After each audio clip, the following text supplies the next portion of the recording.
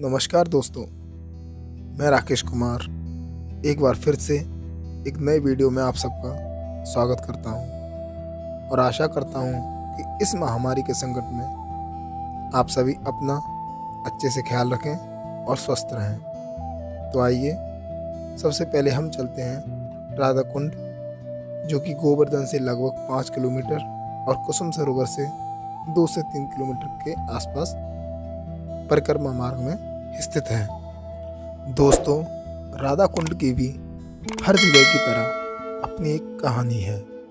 पौराणिक कथाओं के अनुसार भगवान श्री कृष्ण को मारने के लिए मथुरा के राजा कंस ने बारी बारी से अनेकों असुरों को भेजा। उन्हीं में से एक था अरिष्टासुर। अरिष्टासुर जब भगवान श्री कृष्ण को मारने आया तो उसने एक गाय के बछड़े का रूप धारण किया और उन गायों के झुंड में जाकर मिल गया, जिन्हें भगवान श्री कृष्ण चराने के लिए आया करते थे। लेकिन अरिष्टासुर को भगवान श्री कृष्ण ने पहचान लिया और उसे पकड़कर भूमि पर ऐसा पटका कि उसके प्राण निकल गए। यह देख राधा चिंतित होकर श्री कृष्ण भगवान से बोली, हे श्याम, ये आपने क्या किया? यह तो आपको गौहत्या का दोष लग गया। सबसे पहले आपको इस पाप से मुक्त होने के लिए इसका निवारण करना चाहिए। और राधा रानी की यह बात सुनकर भगवान श्री कृष्ण ने महर्षि नारद से इसका उपाय पूछा। तब महर्षि नारद ने बोला, हे केशव, आपको इस पाप से मुक्त होने के लिए तमाम तीर्थों के जल में स्नान करना होगा। और तब भगवान श्री कृष्ण ने अपनी बांसुरी से एक कुंड का निर्माण किया, जिसे हम श्याम कुंड के नाम से जानते हैं, और यह राधा कुंड के बिल्कुल बराबर में स्थित है। इसके पश्चात भगवान श्री कृष्ण ने सभी तीर्थों के जल को इस कुंड में आने के लिए आमंत्रित किया। इसके बाद भगवान श्री कृष्ण ने श्याम कुंड में स्नान किया और दोष मुक्त हुए।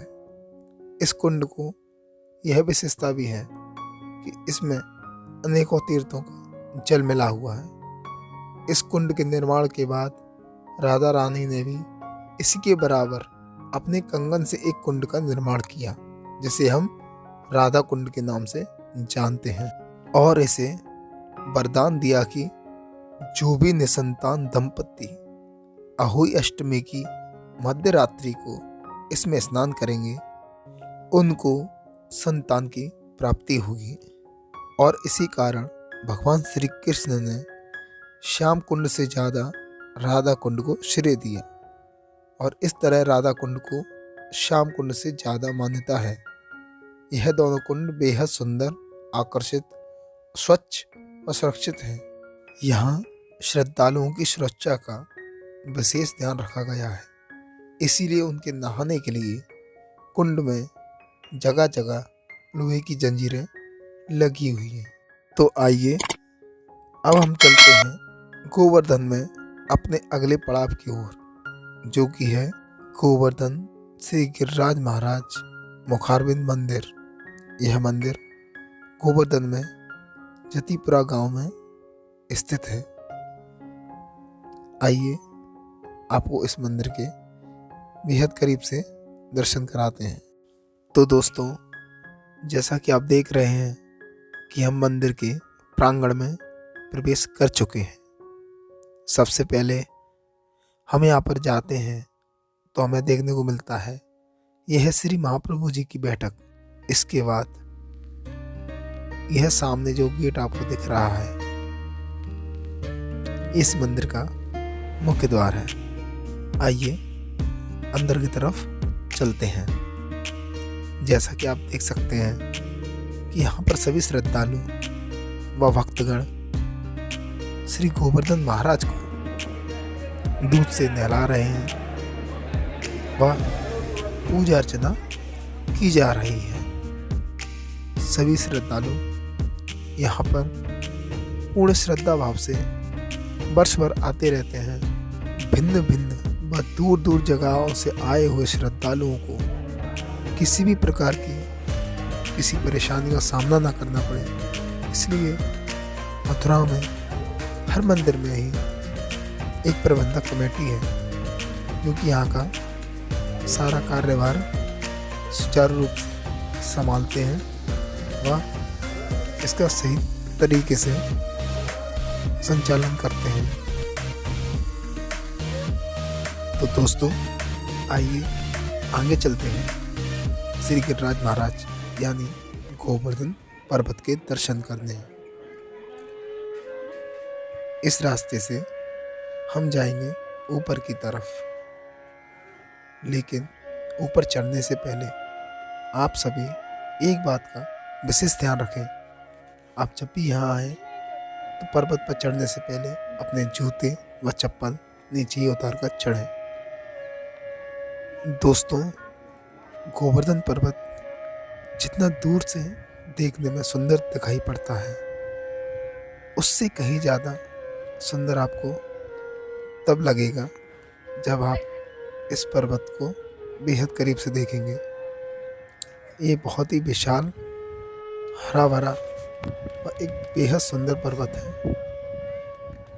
आप नीचे से ऊपर जैसे जैसे चढ़ते जाएंगे वैसे वैसे आपको आसपास के सुंदर नज़ारे देखने को मिलेंगे। डियर फ्रेंड्स, मैं आप सभी से रिक्वेस्ट करता हूँ कि अगर आप इस चैनल पर नए हैं तो चैनल को सब्सक्राइब करना ना भूलें और वीडियो को लाइक करें और अपने फ्रेंड्स एंड फैमिली में इस वीडियो को ज़्यादा से ज़्यादा शेयर करें और ज़्यादा से ज़्यादा इस वीडियो को प्यार दें और हमें सपोर्ट करें, जिससे कि आपके लिए ऐसी ही खूबसूरत वीडियो हम लाते रहें। तो आइए हम आगे बढ़ते हैं। गोवर्धन पर्वत पर बना हुआ यह विशाल मंदिर श्रीनाथ जी मंदिर के नाम से जाना जाता है। ऐसा माना जाता है कि इस मंदिर के अंदर एक गुफा आज भी मौजूद है, जिसमें भगवान श्री कृष्ण रात में सोने के लिए आते हैं, जिसमें भगवान श्री कृष्ण का शयन कक्ष है। और आज भी इस मंदिर में उस गुफा के अंदर जाने की अनुमति किसी को भी नहीं है। कहा जाता है कि भगवान श्री कृष्ण ने देवराज इंद्र का घमंड तोड़ने के लिए गोवर्धन पर्वत को अपने हाथ की सबसे छोटी उंगली पर उठा लिया था। वह इंद्र के द्वारा की गई बारिश के प्रकोप से सभी गोकुलवासियों की रक्षा की थी। और आज भी प्रत्येक वर्ष भारत में दीपावली के अगले दिन गोवर्धन की पूजा पूर्ण श्रद्धा भाव से की जाती है। एक बात जो गोवर्धन पर्वत को लेके आज भी हैरान करती है वो ये है कि गोवर्धन पर्वत की ऊंचाई निरंतर प्रतिदिन कम होती रहती है, लगभग एक राई के दाने के बराबर। इसीलिए के पौराणिक कथाओं में इसका वर्णन है कि जब एक बार प्लतस्य ऋषि ने पहली बार गोवर्धन पर्वत को देखा तो इसकी खूबसूरती से प्रसन्न होकर उन्होंने गोवर्धन पर्वत को द्रोणांचल से उपहार में मांगा, जिससे वे काशी जाकर इसे वहाँ स्थापित कर सकें और वहाँ की शोभा बढ़ाएं। और दूसरी बात ये भी थी कि वहाँ भगवान शिव का निवास था, इसलिए उन्होंने इसे द्रोणांचल से उपहार में मांग लिया, जिस पर गोवर्धन पर्वत ने इनकार कर दिया। गोवर्धन पिता द्रोणांचल की बात का सम्मान रखने के लिए मान गए, लेकिन गोवर्धन पर्वत ने प्लतस्य ऋषि से एक वचन मांगा कि वो पहली बार उसे जहाँ रख देंगे वो वहीं स्थापित हो जाएगा। इस पर ऋषि मान गए और वचन दे दिया। जैसे ही मथुरा आया तो गोवर्धन को आभास हुआ कि भगवान श्री कृष्ण यहाँ अवतार लेने वाले हैं, और उन्होंने ऋषि के हाथों पर अपना भार बढ़ाना शुरू कर दिया, जिस कारण प्लतस्य ऋषि को उन्हें हाथ से उतारकर भूमि पर रखना पड़ा। और वो इस बात से इतने क्रोधित हुए कि गोवर्धन पर्वत को श्राप दे दिया, और तब से इस पर्वत की ऊंचाई निरंतर प्रतिदिन कम होती रहती है। शुरू में गोवर्धन पर्वत लगभग 30,000 मीटर ऊंचा था, जबकि वर्तमान में इसकी ऊंचाई लगभग 30 मीटर के आसपास ही बची है।